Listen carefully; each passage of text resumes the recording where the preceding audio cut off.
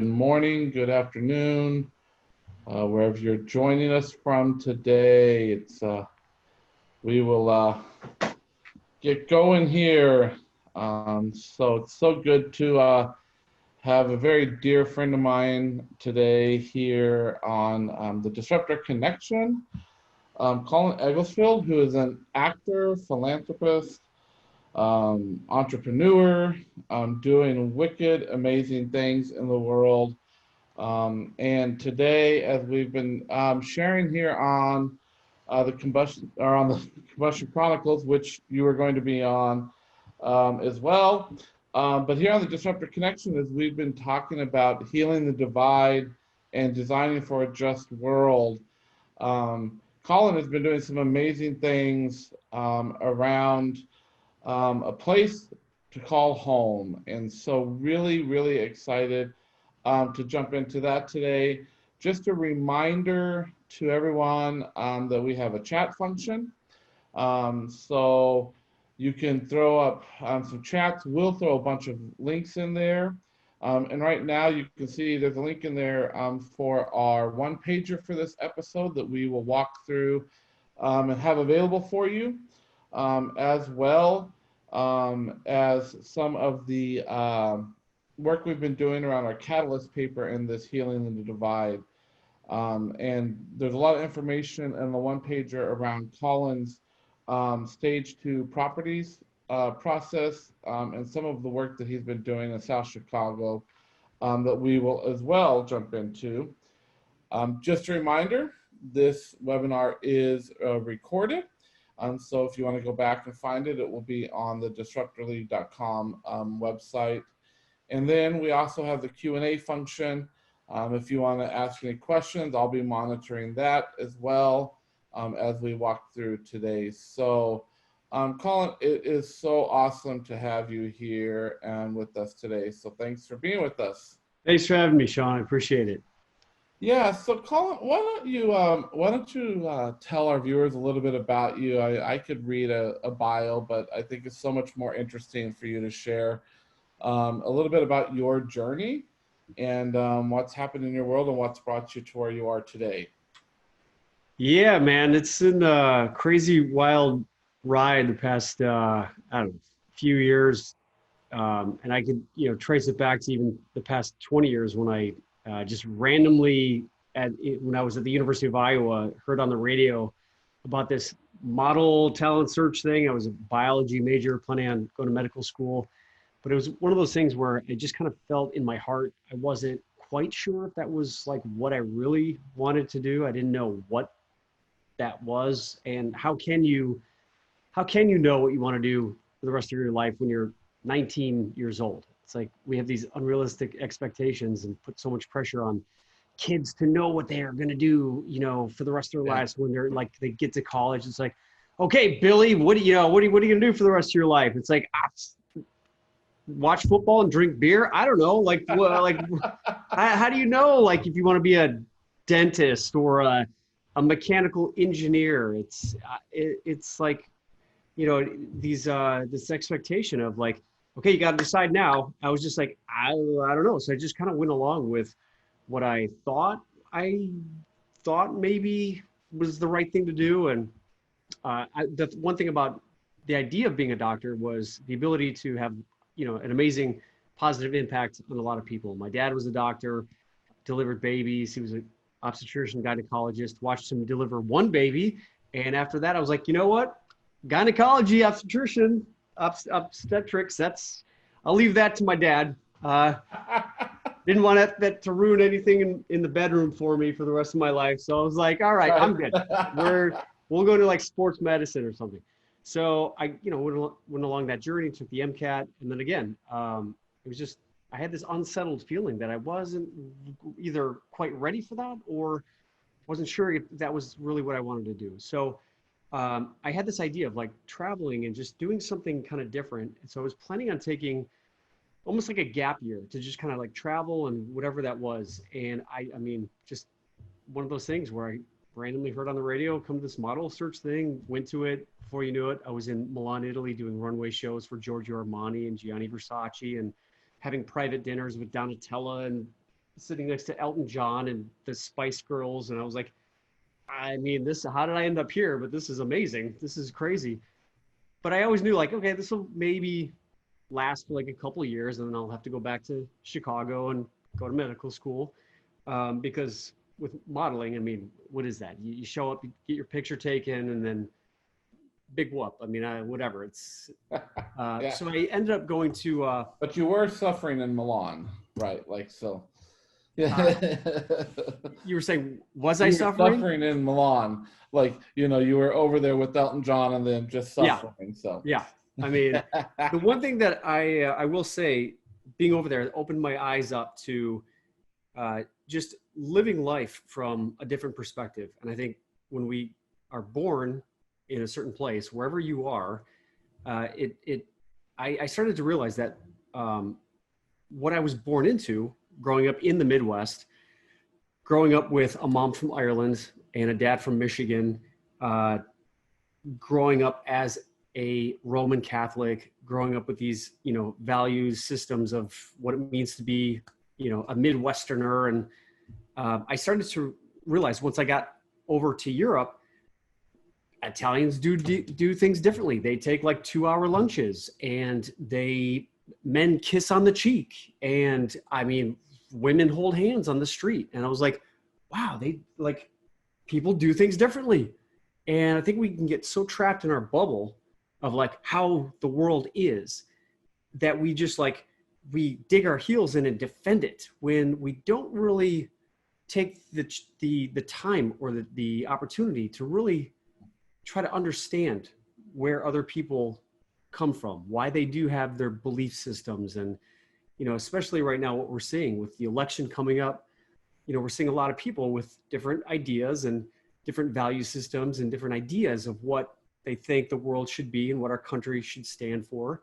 And no one is getting anywhere. There's so much divisiveness, so much conflict. And what I realized being over there was that if you just take the time to really just ask questions and just have an open mind, and no matter what someone says, try not to get emotionally triggered by it, and just ask, like, why do you believe in this, and why do you, you know, I would started meeting people who believed in Islam, and I had never, I mean, growing up in the Midwest, small little town outside of Chicago, what is Islam? Like, I have no idea.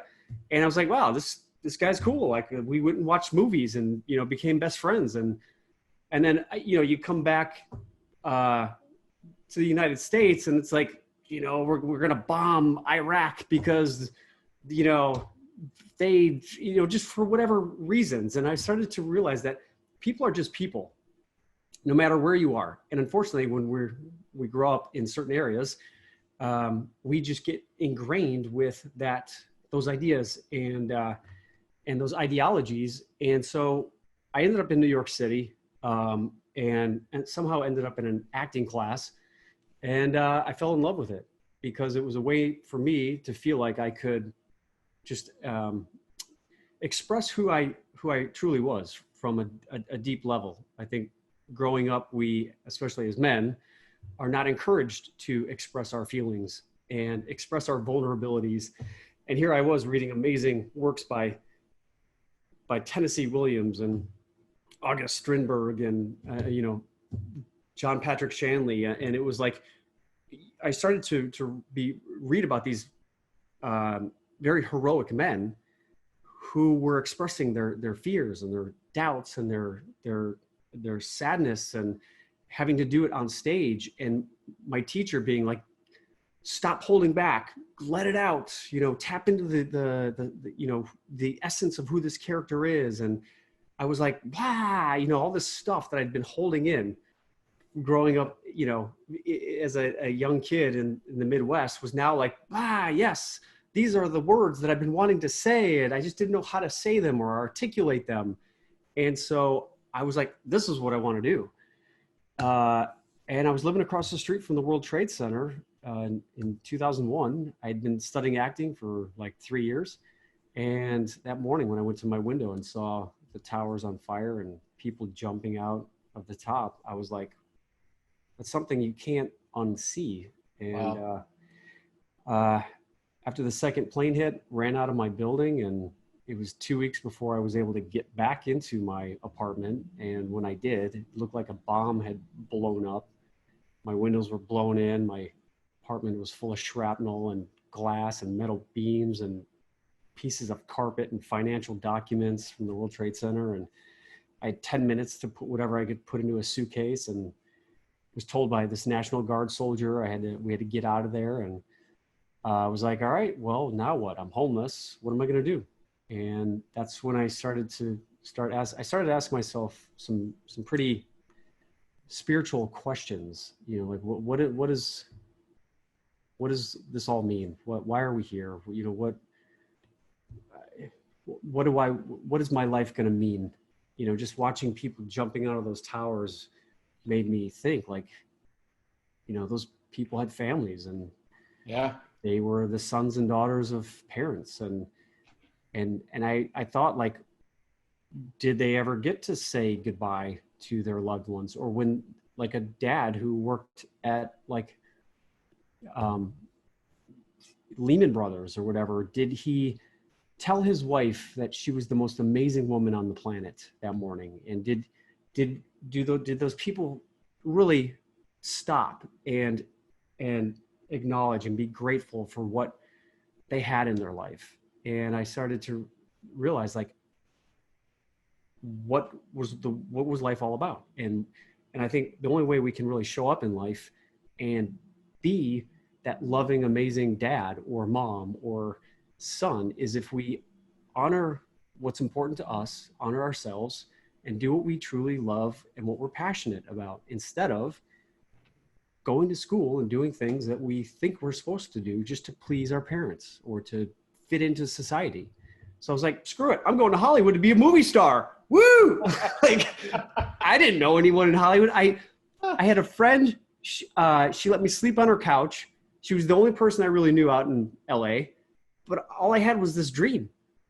And it's one of those things where when you latch onto what you feel is like your dream, I show up in LA, and my first day I go to budget rental car, and the guy that was given, like, doing the paperwork and stuff, he's like, I had to give him my driver's license, and he saw it was New York, and he's like, oh, you're from New York? Wow, yeah, just all that 9/11 stuff, man, it was pretty tragic. I was like, yeah. And we didn't really get into the details about it. And he was like, all right, what kind of car do you want? Whatever. He's like, I'm going to upgrade you. And like, I don't know, for whatever reason, he upgraded me to this, like, Cadillac, like, big behemoth, whatever. I was like, all right, cool. And he was like, so, what are you doing out here? You an actor? And I was like, I mean, I'm trying to be. I've taken some acting classes, and I had a guest star role on Law and Order as a male escort. I mean, if that's what you call an actor. I mean, male escort. Wow. And so as he's like, all right, man, awesome. It's great, And as he gave me back my driver's license, he just looked me in the eye, and he just said, don't give up. Mm. And I was like, wow, like, who is this guy? This is a guy just working at budget rental car. And it was almost as if, like, God or the universe or whatever you believe in placed this guy in our, I think people like this show up in our life when we are on that path, when we honor ourselves. Yep. And people like that have shown up in my life to just reconfirm and say, you're on the right path. Don't give up. You are in the right place. And I was like, wow, like, I don't know anyone out here. And yet this guy was just like, let's do this. And so I started going to my auditions, and I'm not the most talented actor, but what I recognized is I was showing up in these auditions with this, like, all right, let's go. I just saw people jumping out of the towers to their death. And it was like, it made me recognize, like, man, like, I just want to seize this moment and seize the day. And even if I don't get this audition, I'm going to show up and just be like, show these people, like, who I am and what I can do. And even though it's not great, I think these casting directors and directors are like, okay, this guy's kind of raw, but there's something about him that we can maybe like work with. And so I just found myself on these TV sets and movie sets. I'm like, I don't know what the hell I'm doing. Like, Colin, just stand here and do this. And, you know, here's the words. And I just brought myself to these roles. And I realized the more you can just bring yourself, your unique self, whatever that is, whether that you bring that to your job or to your relationship, instead of waiting for people to confirm that it's okay for you to do it, then that's when I saw my life starting to like take off. I don't want to interrupt you, Colin, but I will say that's what I saw the first time you and I talked. We've still never met in person, but the first time you and I talked, your passion for life, your passion to help people and to have this get shit done attitude was so amazing to me. I'm like, okay, this guy is going to be like a brother of mine forever. And you know, just to confirm that, like, it comes out of you, and it's amazing and it's beautiful.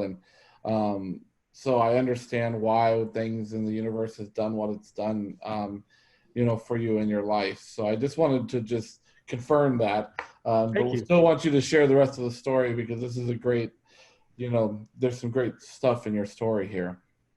Thanks. And likewise, Sean, I mean, you're doing amazing stuff. And, you know, another thing I've recognized is that, you know, when you show up on a movie set, there's roughly, or a TV set, there's roughly about 100 people that are necessary to make what you see on TV or when you go to the movie theater.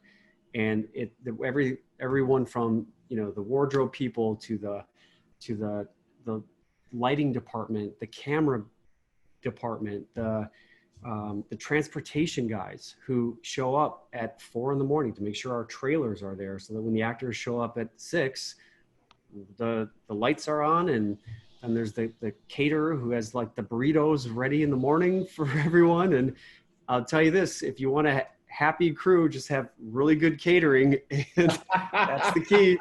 And if you really want to have a movie stretch out and go over budget, have crappy catering. It's tip number 1.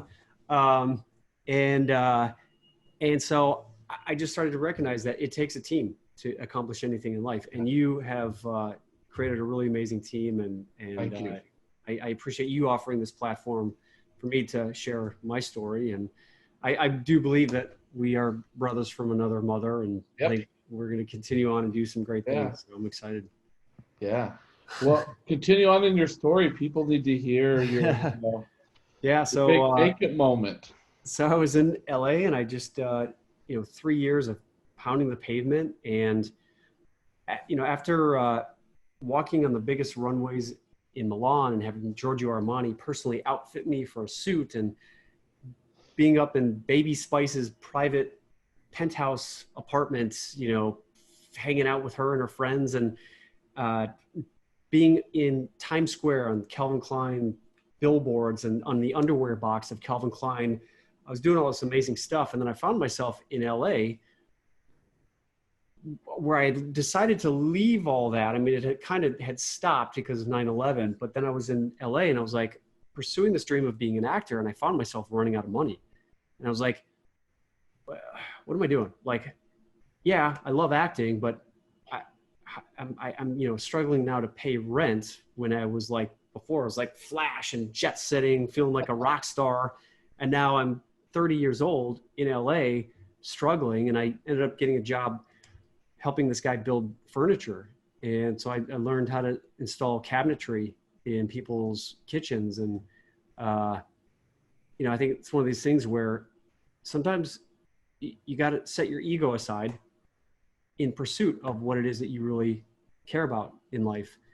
And through it, I learned how to do some carpentry and how to stain some wood, and, you know, how to install some cabinets. And before you know it, I was just getting better and better with my skill as an actor. I was learning, going to acting classes and voice lessons. And before you knew it, I got my first legit contract role on All My Children, 3-year contract. And I was like, woohoo, top of the world. I was like 32 years old, ended up going back to New York City. And I was like, man, I made it. Finally, I can say I am an actor. Because up until that point, when people said, what do you do for a living? I'm like,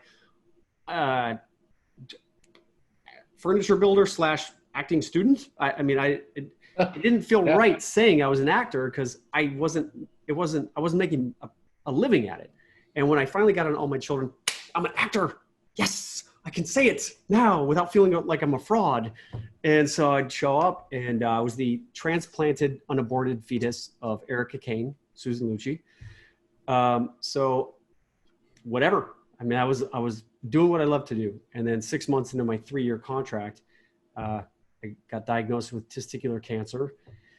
So I had to have surgery and radiation treatment for 3 weeks. And so what was the best time in my life was also the most scary, because I had to go every 3 months for checkups. And a year later, cancer came back, had to have another surgery.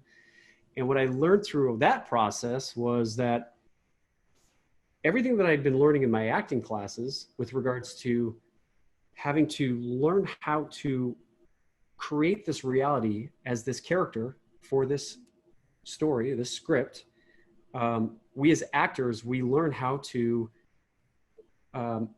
intentionally create how we need to approach this role. And when we walk into these auditions, we have to create this tiny little casting office in like Burbank, California. We have to transform this small little space into like a World War II battlefield, or into like a courtroom where you are defending someone who's on trial for their life. And so as actors, we learn how to create the character and dial up the characteristics within ourselves, and how to be able to show up into these rooms and literally create our own reality. And that's what acting is. It's creating reality in unbelievable or unrealistic situations. And so I was like, well, wait a minute. I have cancer. That was the diagnosis that the doctor said, Colin, you have cancer. And I was like, well, wait a minute. What if I created myself to be a character that didn't have cancer, that was a warrior, that was completely healthy? And I just started, doing like normal character breakdown that I would do for a script, because as actors, we read a script and then we create our own biography for this character. Because in the script, like for Something Borrowed, the movie I did with Kate Hudson, on the paper, it said, this guy's name is Dexter Thaler. He's a lawyer. He comes from, a wealthy, privileged family in the East Coast. And then there's his words on the page. It's the actor's job to now create and fill in the blank spots. I'm Dexter Thaler. I went to Harvard. I went to, Princeton Law School. I was in the rowing team. And so I sat in, my room, and I started writing out what character did I need to be in order to get through this cancer experience. So I would show up at Sloan Kettering Hospital every month for my checkups as Russell Crowe from Gladiator. Like, are you not entertained? Let's do this. I was like, So in my mind, I was a gladiator. I was like, and I was completely healthy. And instead of writing in my calendar, cancer checkup, because what I realized is our language creates our reality. I wrote good health appointment, meaning I was going in to just confirm that I was perfectly healthy. And so I trained my brain to just walk into life and into situations, not reacting to the doctor saying you have cancer, or not reacting to the $1.53 in my bank account.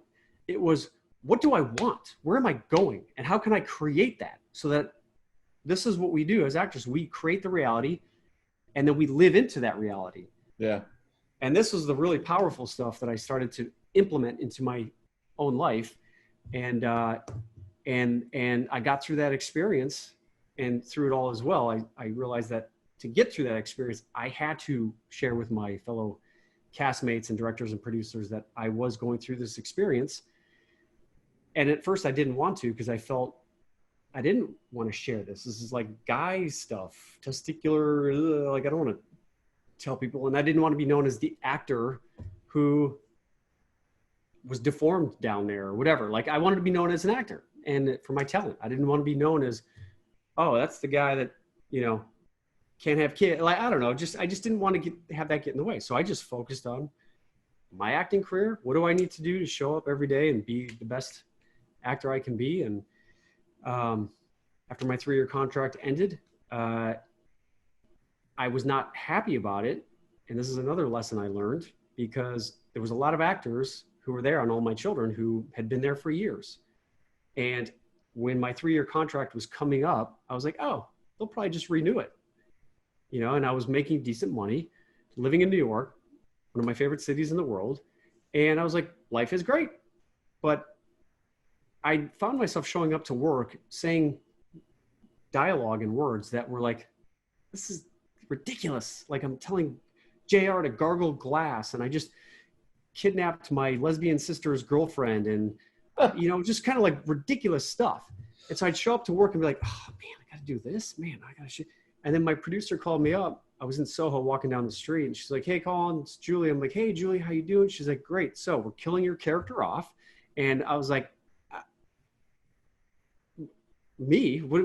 And like immediately, you know, I realized I could feel myself being triggered. Like, what do you mean you're killing me off? I'm like one of the most popular characters on the show. Like immediately I was like, I went right to the, why don't you want me?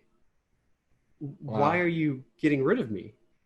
And I was like, do you not like me? Is my acting not good?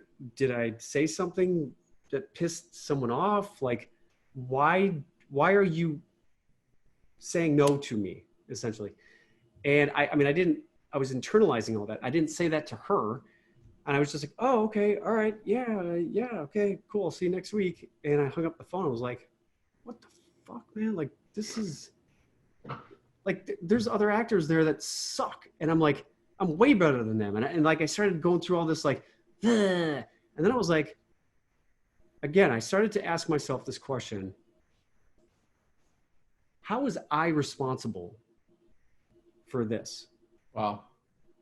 And it's a really powerful question, because a lot of times we can blame other people and blame other situations, and it leaves us in this place of feeling like we're a victim or we're powerless. I was like, man, they don't want me, screw them. Like, you know, it's kind of like when someone breaks up with you, man, screw them. You know, they hurt me. They're jerks. They cheated on me. And I just asked myself this question: okay, how was I responsible for me not having my contract renewed? And when I really started thinking about it, I was like, man, do I even really like showing up at All My Children and saying these kind of ridiculous words and being the transplanted fetus? And when I really thought about it, I was like, I did not become an actor to become a transplanted fetus. I became an actor to be Tom Cruise. I became an actor to be Matt Damon and Ben Affleck and do what they were doing. And I was like, maybe subconsciously I was showing up on set and saying these words, like from this place of like, oh God, I hate. And I started to realize spiritually, energetically, I was saying no to this. I was putting that, I was like, maybe I'm putting this vibe out that I don't want to be here anymore. And the universe gives you what you put out there. And I think whether you are conscious of it or not, we are responsible for what our reality looks like. So when someone breaks up with you or says, I want a divorce from you, instead of blaming that person, say, how am I responsible for this? What did I not do in this relationship that made this person say, you know what, this isn't serving me anymore.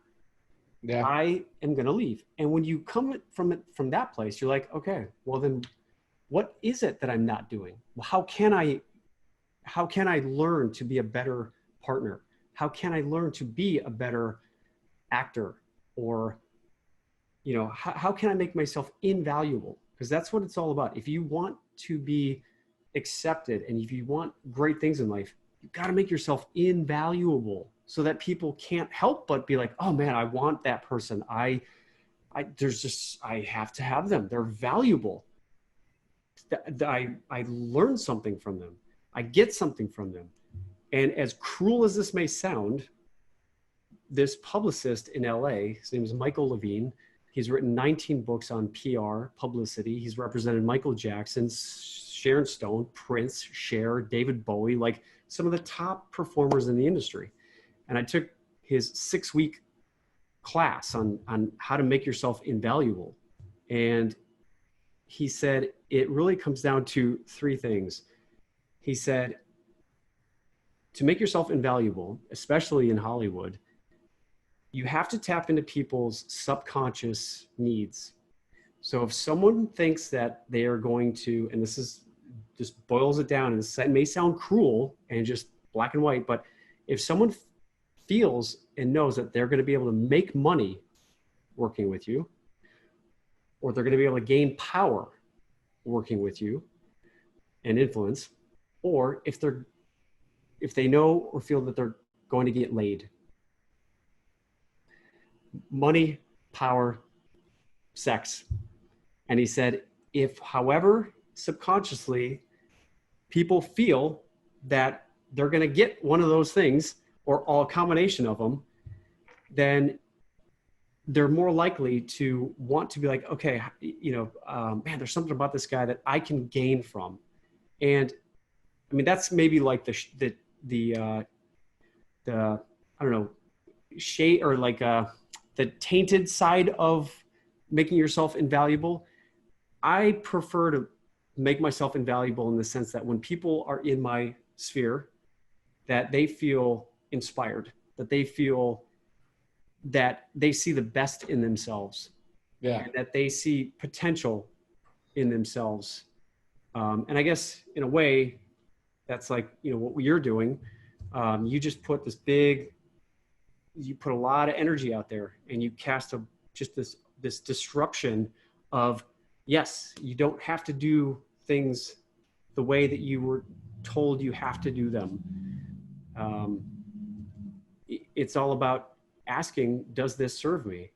And that's what being a disruptor, I think, really is. Yeah, so that's powerful, and I love, Colin, how you did it and how you got to that place, which led you. You still did acting, but you're now in Chicago, and you've become a pretty major community activist, and got introduced to you through some of your work, in particular, around your work in Stage 2 properties in South Chicago, and where I think you went.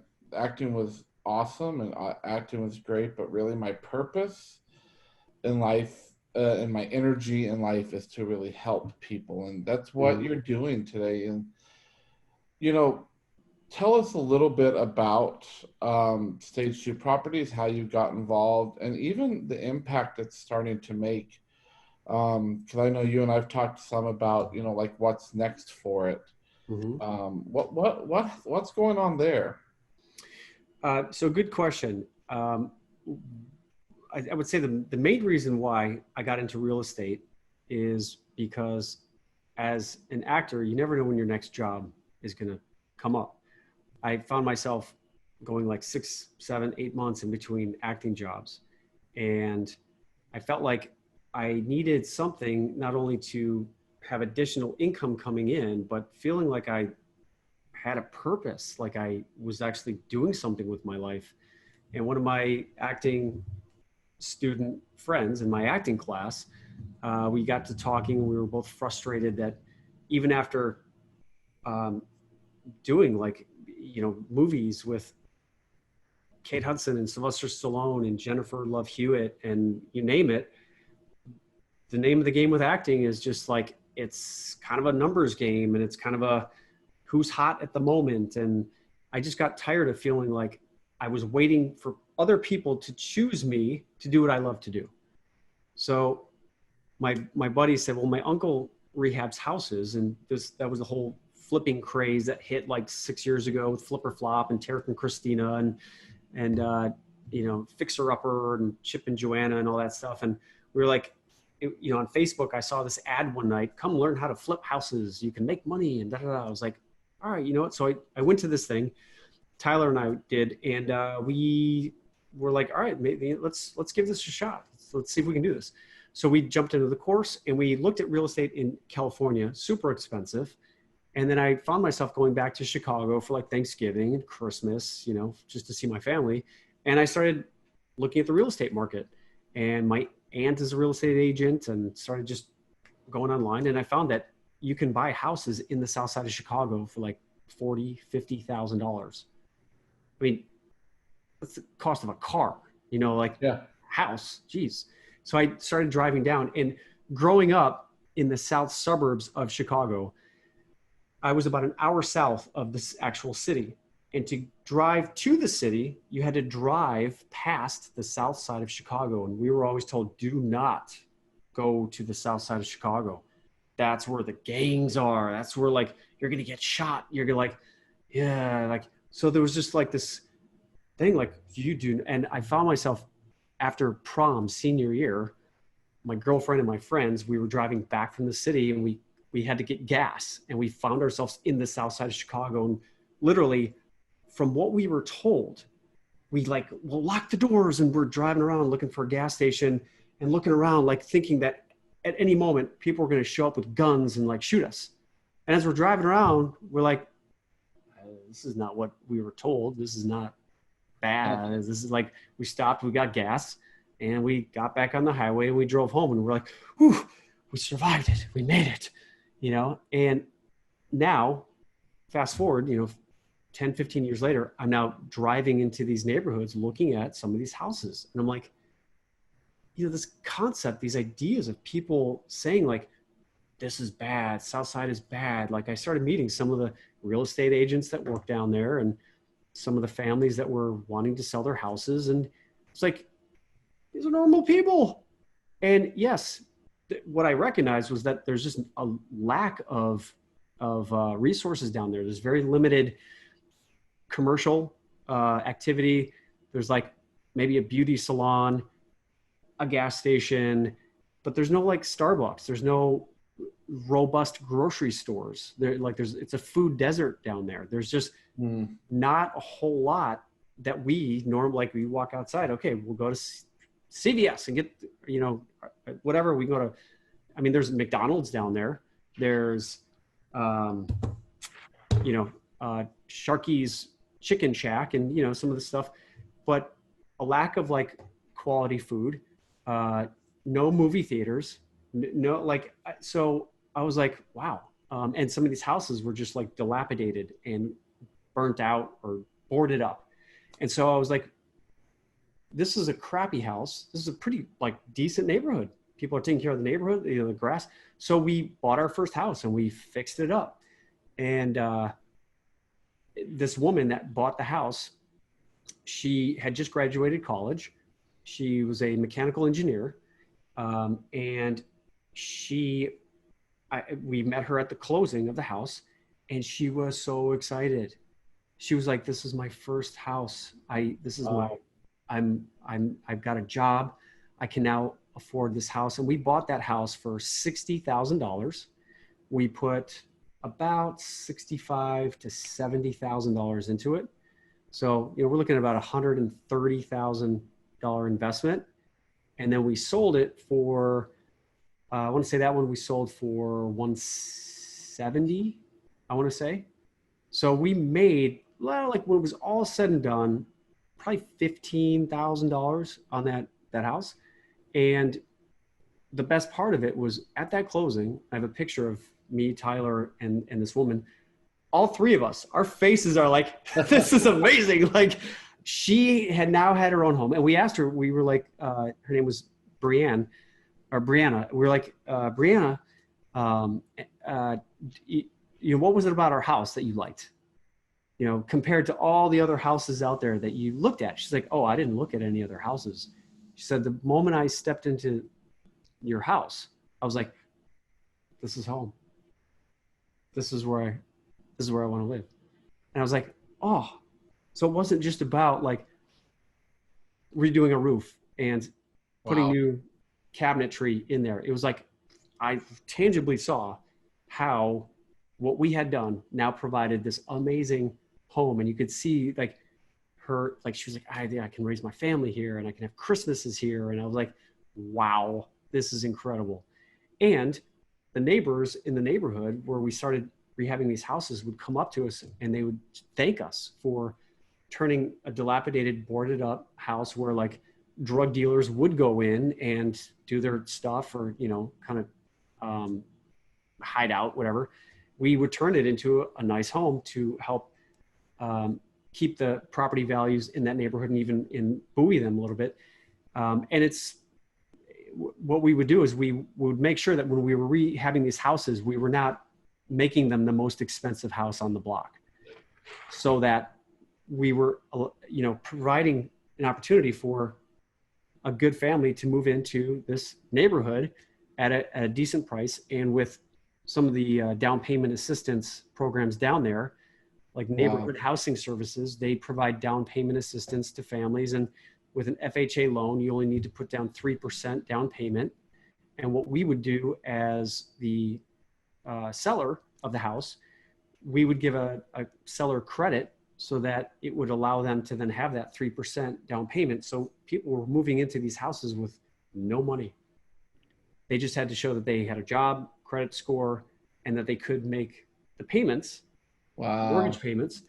But that's what is going on. And what we've, you know, been doing for the past few years. And now we've started to get into owning some rental properties where we fix them up and, you know, we make them nice, because a lot of the rental properties down there are just disgusting and crap. And I can see how when you are raised in a crappy home or a crappy environment, like I think it has something to do with your psyche where you're like, okay, this is how I was raised.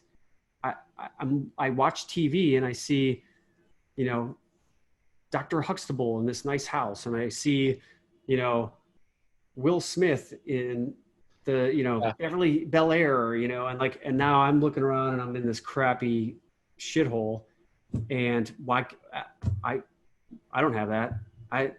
So I'm not saying that what we're seeing right now is justified with like looting and rioting and everything that's going on, but just having talked to some of the residents and some of the people that are down there, I can see where this hopelessness of like, we don't have any support, or like a lot of the kids down there and some of the people we would hire for that would work on our properties. And one of my contractor hires former convicts and teaches them how to do carpentry and stuff.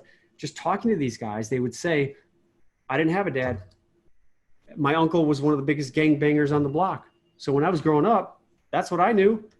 So I spent the last 15 years in jail because, yeah, I was in the car that when they shot the people, they jumped in my car and I was 17 years old. And so now I'm you know, complicit with an armed robbery. And then they spend their, you know, 17, 18 years in jail, or they were arrested for selling marijuana for 30 years, you know, like, and then they're in jail and then they, you know, they get hardened. And so talking to a lot of these guys, there's just a lack of mentorship. There's a lack of quality jobs. So they're resorted to doing some of this stuff that we would consider bad.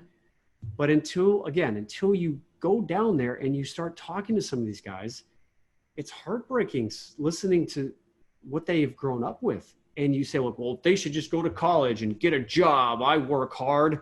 I'm a plumber and I don't want to give any handouts. Like, I work hard. They should work hard too. I mean, when you hear these stories of, yep, I came home and my sister was lying on the floor with a bullet in her head because of a random drive-by shooting, and she was a nurse at the hospital and now she's a vegetable. Or my 4-year-old nephew was at the bus stop with my aunt, and he was shot in the head and killed. And like, how can you go to school when you don't even, these kids don't even think they're going to survive till they're 30. Why would they care about going to school? Why would they care about, like, it's PTSD up the wazoo out there. And there's some organizations called Peace House that this woman, she rehabbed this house, and she does yoga down there. Wow. Because she's studied that yoga actually has helped these kids with PTSD. I mean, they show up, she said, and their like fists are clenched. And these are little, like, you know, 10-year-old, 12-year-old kids, hardened, and they're just like numb. These kids are like, you know, from what they have seen. How can you teach these kids grammar and algebra? Fuck yourself. I'm trying to like survive out here. And we label these people as lazy, uneducated, and I'm like, you know what? This is what's effed up.